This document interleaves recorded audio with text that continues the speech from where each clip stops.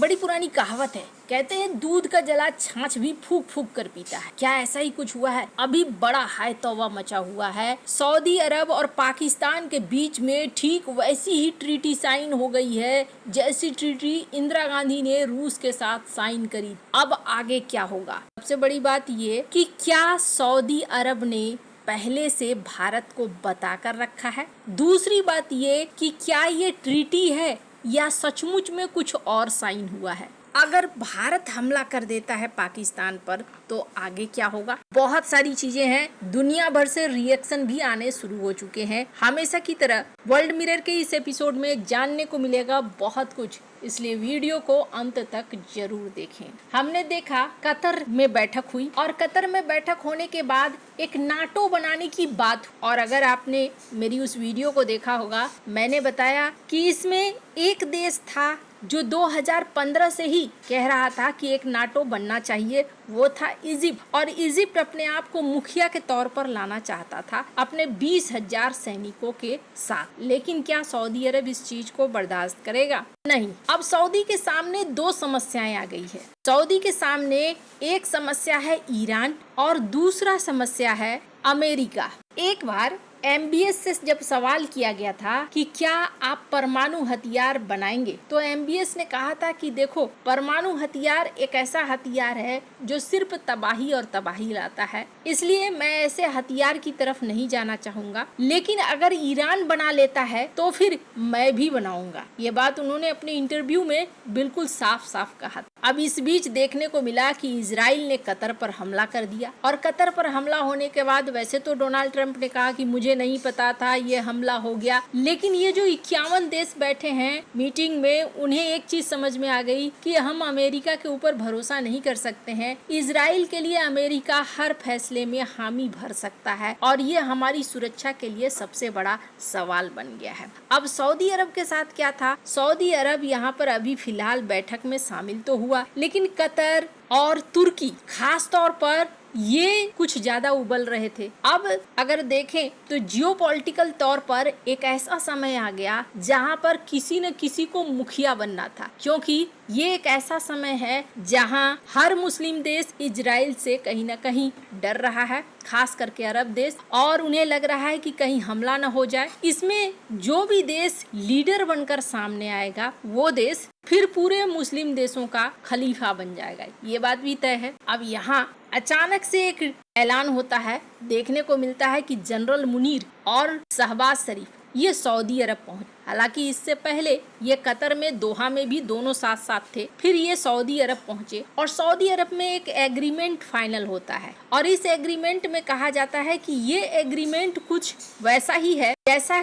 Agreement Bharat और रूस के बीच में कभी था कि हम पर हमला तो दूसरे पर हमला माना जाएगा, उस पर हमला तो हम पर हमला माना जाएगा। इसके बाद लोग डिस्कशन में बैठे हुए हैं कि इसका क्या क्या असर होने वाला है। तो पहली बात मैं आपको बता दूं, सऊदी अरब के ऊपर आरोप लगते रहे हैं, और आरोप इस बात के लगते रहे हैं कि सऊदी अरब ने पाकिस्तान को परमाणु हथियार बनाने में बड़ी मदद करी है। अब ये सच है या झूठ है, इसको लेकर कोई सबूत नहीं है, लेकिन अगर पुरानी तस्वीरों को आप देखें तो ये कोई नई बात नहीं है कि सऊदी अरब और पाकिस्तान के रिश्ते रहे हों। स्क्रीन पर आप देख सकते हैं अयूब खान की तस्वीर जो दिख रही है आपको, सऊदी अरब के राजा के साथ। ये वो दौर था जब यमन में युद्ध चल रहा था, और तब सऊदी अरब ने यमन में मिस्र के युद्ध से चिंतित होकर पाकिस्तानी सैनिकों को पहली बार बुला लिया था। ये पाकिस्तान की मक्का मदीना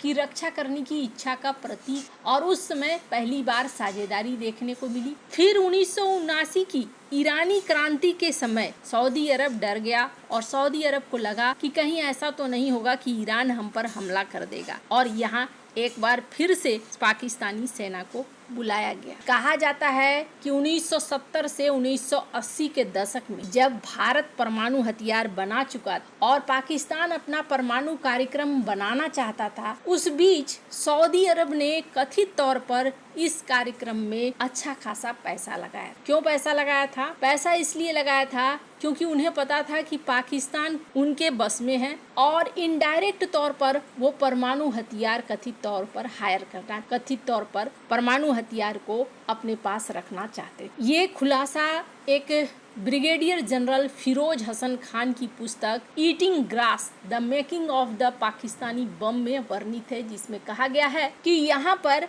पैसे की कमी थी और पैसे की कमी के कारण सऊदी अरब उनकी मदद पैसे के तौर पर कर रहा। अब ये सच है या गलत है ये किसी को नहीं पता। आज भी ये चीज सवाल होते हैं कि क्या ऐसा सच तो नहीं है। स्क्रीन पर जलमा खालिजाद का ये ट्वीट देख रहे हैं आप। ये वही शख्स हैं जिन्होंने अफगानिस्तान और अमेरिका के बीच में संधि करवाया था। ये भी यही बात कह रहे हैं कि क्या ये सच तो नहीं है। ये भी प्रश्न कर रहे हैं कि कोई स्पॉन्सर्ड तो नहीं था। अब सऊदी अरब न्यूक्लियर अम्ब्रेला के अंतर्गत आ गया है, यानी वो दुनिया को दिखा रहा है, खास करके इजराइल को भी दिखा रहा है कि देखो हमारे पास परमाणु हथियार है, हमारे पास न होकर भी पाकिस्तान के पास है और पाकिस्तान से हमने अब एक एग्रीमेंट साइन कर लिया है कि तुम पर हमला तो हम पर हमला, हम पर हमला तो तुम पर हमला। अब इसको लेकर कई लोग जैसे कि जलमा खलीजाद की बात करें तो ये भी कहते हैं कि बहुत सारे क्वेश्चन हैं। अगर ऐसा है तो सऊदी अरब क्या परमाणु हथियारों की तैनाती करेगा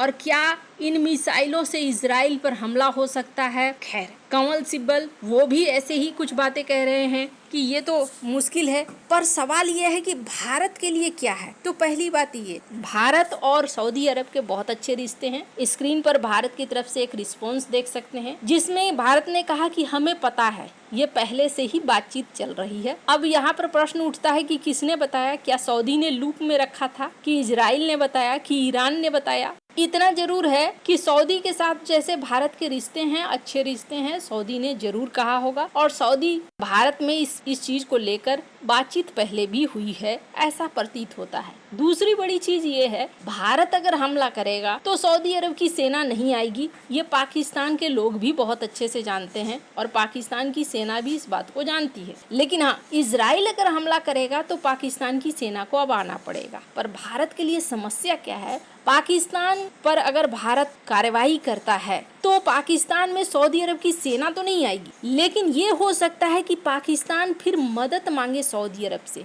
और बिना हमले के भी अभी भी पाकिस्तान हो सकता है सऊदी अरब से वित्तीय सहायता लेना शुरू कर दे कि मुझे अपनी सेना को मजबूत करना है और ये भारत के लिए एक समस्या बन सकता है। हालांकि अब इजराइल के सामने एक बहुत बड़ा प्रश्न आ गया है, अमेरिका और इजराइल दोनों के सामने पाकिस्तान के रूप में। वहीं सऊदी की बात करें तो सऊदी ने सिर्फ यहाँ अपनी श्रेष्ठता साबित करी है। सऊदी इजराइल को भी ये दिखाना चाहता है कि हमारे पास न्यूक्लियर हथियार हैं, ईरान को भी दिखाना चाहता है कि हमसे भिड़ने की कोशिश न करना और पूरी मुस्लिम जगत को भी दिखाना चाहता है कि हम यहाँ ताकतवर हैं। वैसे आपको क्या लगता है इन सब मामले में, आपकी क्या राय है, कमेंट कर जरूर बताएं। जल्द मिलते हैं अगले वीडियो में नई खबर के साथ।